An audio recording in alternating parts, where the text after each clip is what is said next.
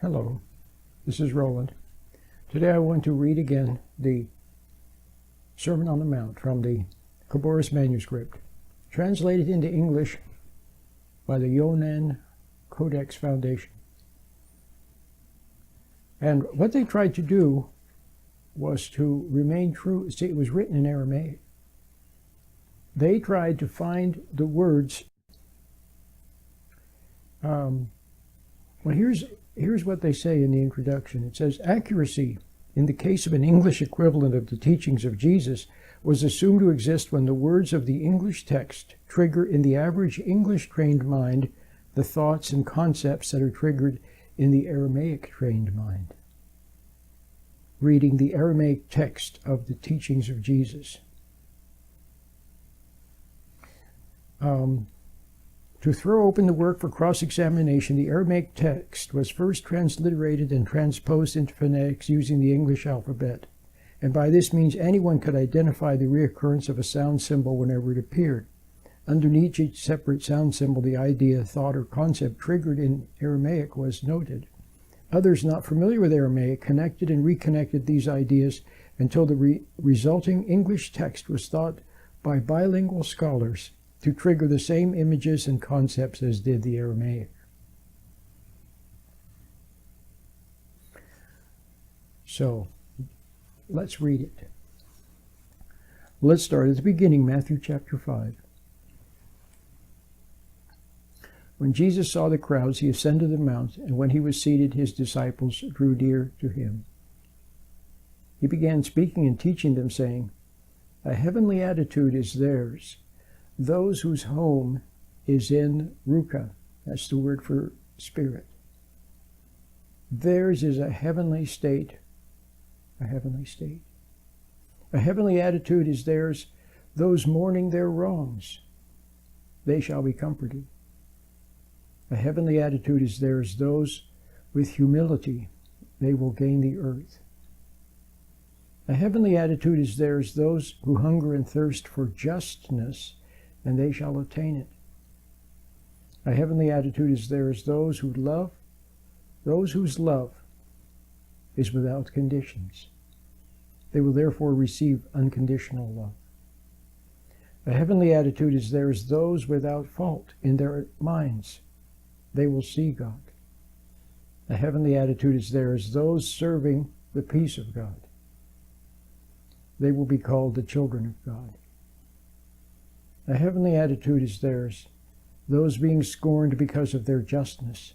Theirs is the kingdom of heaven. A heavenly attitude is yours when they harass you and scorn you and deceitfully speak against you every evil word because of being with me. Rejoice and be happy. Be joyful at the increase of your reward in heaven. For in such manner were harassed the prophets before you. You see, there has to be space made. Something has to be taken away so there'll be room. See, the average person doesn't have any room for the things Jesus spoke about because he or she is already too filled up. First of all, they're filled up with pride. Trying to maintain pride, to be right and not wrong, and to have other people think well of them, respect them, and also to defend pride. See, so they're filled up with pride, and there's no room for the Spirit to enter because pride blocks it. See, you see, God is the great Spirit, the great Father. Father Spirit.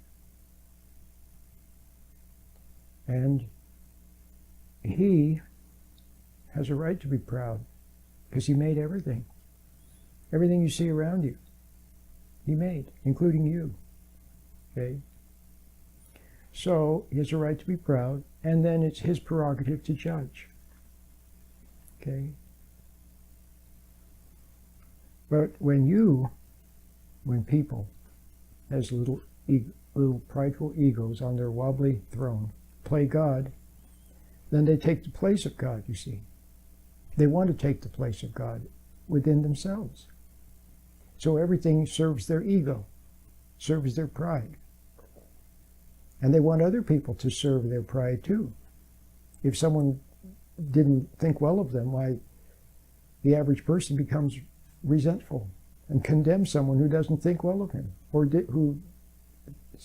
or says something against him. We're quick to defend our pride. But when you're prideful, see, you block God. See how that works? And then the other thing is people are full of all of their plans and schemes and plotting. See, they plan and plot. See, first they go out in the world and strut around and say things that they don't really know for sure and make bold judgments, and then make decisions in reaction to something. Oh, someone says, I'm no good, well then I'll dress even better. I'll make even more money. I'll get another degree. See, it's always in reaction. They use everything as a stimulus to pride and to the emotions of pride, such as anger. And so they're full of all of that. Their mind is full of planning and scheming and plotting, what they're going to do and how they're going to be great. And then when they make mistakes in the world, which they do, then they're constantly thinking about how they can kind of make things look a little bit better and cover it up, or in their mind try to rearrange the facts so they look better. And then they spend a lot of time condemning it and blaming others. See, when you blame, see, you can make yourself faultless. See, the ego also wants to be faultless, innocent. See, like God. See, so it blames others. When it messes up, well, it finds someone it can blame. Parents blame their kids. See, or we blame somebody. See, to try to make ourselves innocent. So we're full of all of that. And then, because of the guilt that we acquire for shunning God and denying God, see, to be prideful. See, if His Spirit were to come near the truth, let's say He sent His light of truth, which He did. He sent Christ into the world, didn't He? Well, the light of truth is still here. See, the light of truth is, and that's how you see. That's how you can see and realize. See, God gives animals instinct. He gives humans intuition. And your intuition is a function of the light. It depends on the light. In the light, you can see, you can realize. See? And so the light is there, but we deny it. See, in order to be prideful, see, if God's light were to be near to you and you paid attention to it, if you just sat quietly, and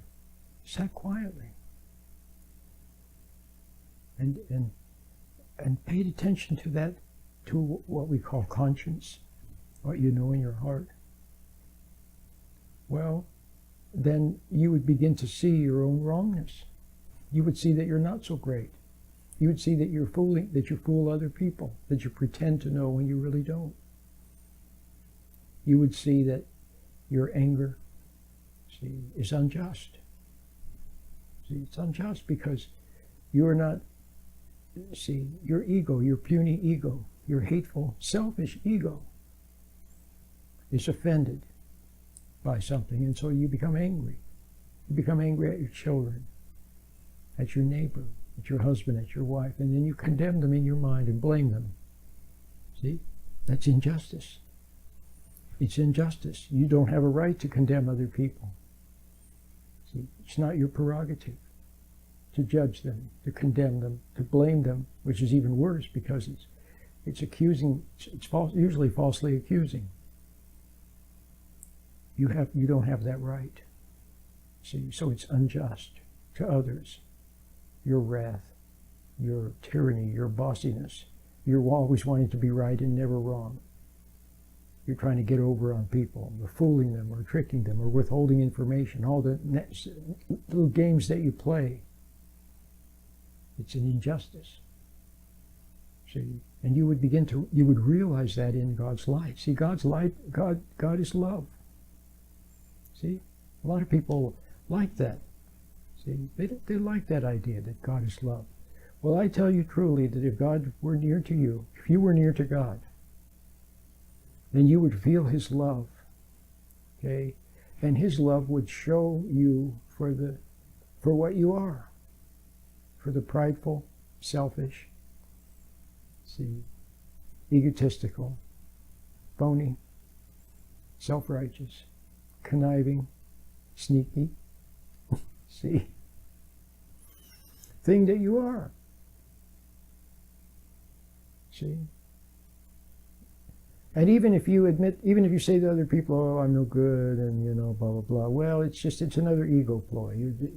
Your ego is trying to say that, it's trying to make itself look innocent and make itself look good, you see? So you would see that. So His love would not feel good in your current condition, most of you. When I say you, I'm talking to the average person. If this doesn't apply to you, fine. But the average person in their current condition, God's love wouldn't feel like love. It would feel cold and hard. They talk about the cold, hard truth. Because it would reveal them for what they are. See, people can't stand that. A lot of people, they can't stand their little child looking at them with innocent eyes because the child's innocence and the child's brightness, see, in contrast to what they have become, is too much for them to bear, see.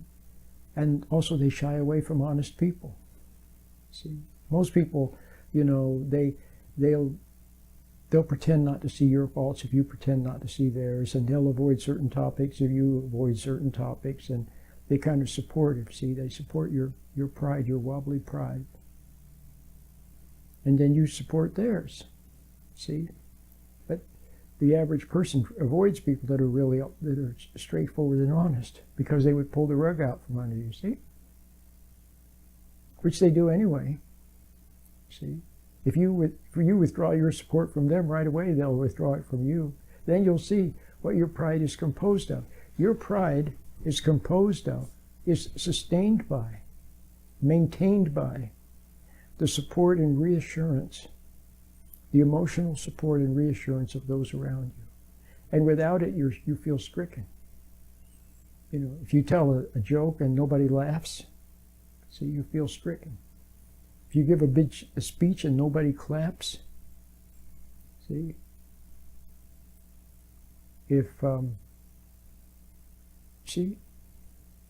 so you're dependent on, and the extensions of those things, like your work and so on, become dependent on it. I'm not saying that we don't have proper relations with other people and so on, of course. There's a difference between having proper relations with people and needing them, needing their assurance, their support. See, there's a difference. So now, in light of what I just said, I explained it a little bit for you. So now, in light of what I just said, hear again what Christ said. He said, a heavenly attitude is theirs, those whose home is in the Spirit.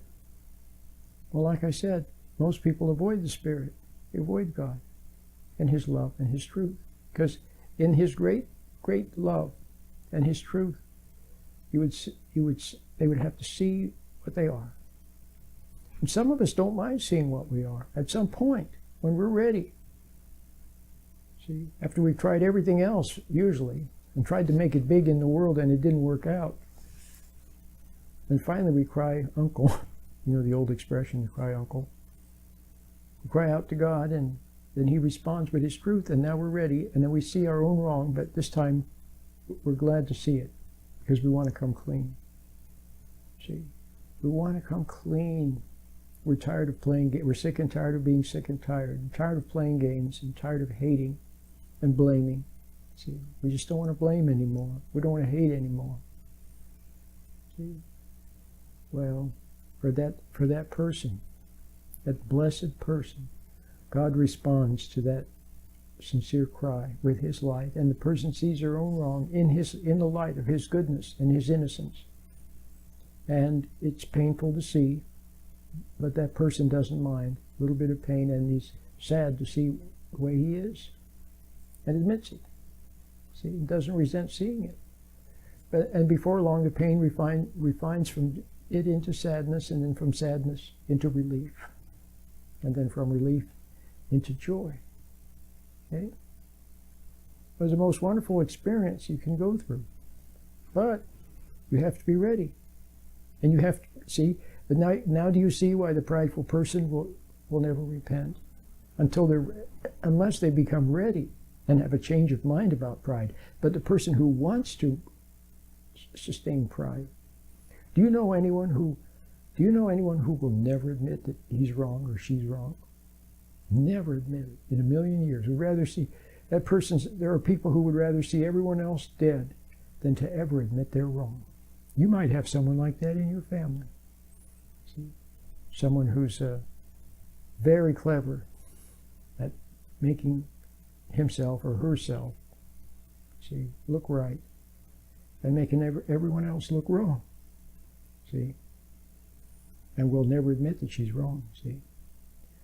Well, okay, so now you see that. The heavenly attitude is there as those mourning their wrongs. That's what I just talked about. Some people will never mourn their wrongs, but some will. And theirs is a heavenly attitude.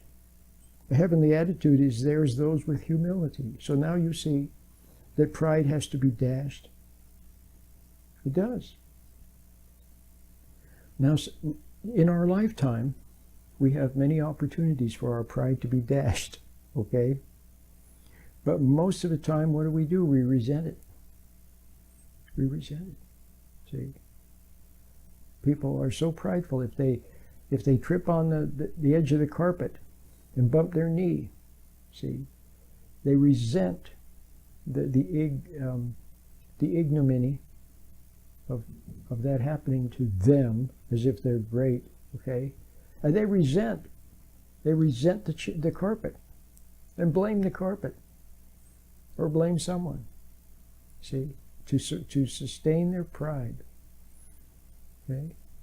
So, but some people will develop humility in God's light, see? Because God's light will rub your nose a little bit in your wrongs, then you'll have to see that you're nothing. You really are nothing, a big, strutting, pompous nothing. Okay? Who thinks he's a something. Okay?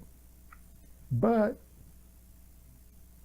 like in The Wizard of Oz, when The Wizard of Oz was behind the curtain with the microphone and the loudspeaker and all those dials and levers that he pulled to make, thunder and lightning and everything and make his voice booming.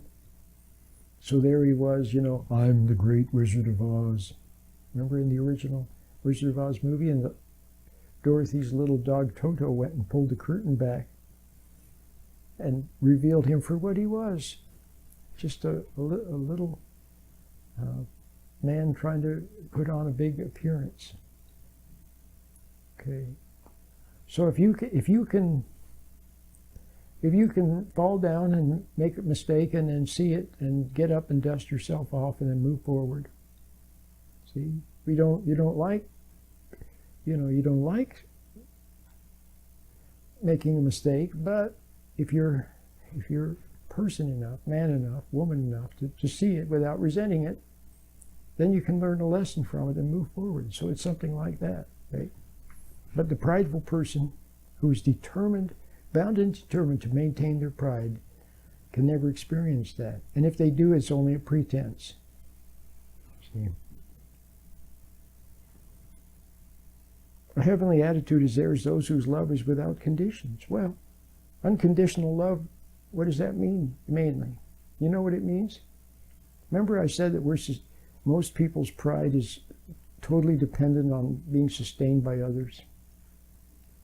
If they tell a joke and nobody laughs, or give a speech and nobody claps, then they're stricken. See, they're depending on the approval and support of others. Okay? Well, And then if others don't support them or approve of them or don't see them in a good light, then they resent the other person, see? But if you can be around people and, you know, have a different attitude about your pride and then just be a regular person and not prideful, then you won't resent other people. See? And if you don't want to play God, then you won't judge them either. Because you don't know all the circumstances and your knowledge is imperfect. You'll see that. So you won't judge them. You may see error, but you won't judge. See? With a little pinch of resentment or popping up. So your unconditional love will mean that you'll have the same, you'll see everyone with fresh eyes. You won't have a judgment, you won't judge them. You won't have a prejudgment.